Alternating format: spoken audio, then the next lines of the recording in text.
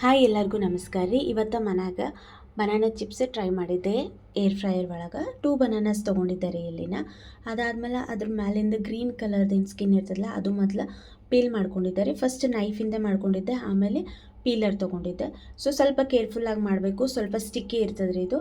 ಆಮೇಲೆ ಸ್ಲೈಸರ್ ತೊಗೊಂಡು medium slicer ಮಾಡಿಕೊಂಡಿದ್ದೆ. ಭಾಳ ತಿಕ್ನೂ ಇರಬಾರ್ದು, ಭಾಳ ತಿನ್ನೂ ಇರಬಾರ್ದು.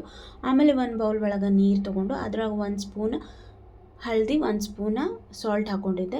ನಿಮಗೆ ಇದು ಬೇಡ ಅಂದರೆ ಸ್ಕಿಪ್ ಮಾಡಿಕೊಂಡು ಡೈರೆಕ್ಟಾಗಿ ಅದ್ರೊಳಗೆ chilli powder, pepper powder, salt ಹಾಕಿ ಕಲಸಿ ಏರ್ ಫ್ರೈಯರ್ನ ಸ್ಪ್ರೆಡ್ ಮಾಡ್ಕೋಬೋದು.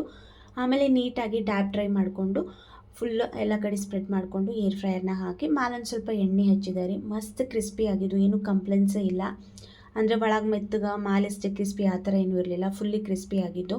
ಈವನ್ ಹುಡುಗರಿಗೆ ನಾವು ಸ್ನ್ಯಾಕ್ಸ್ ಅಂತ ಬಾಕ್ಸಿಗೂ ಹಾಕ್ಬೋದು. Must try.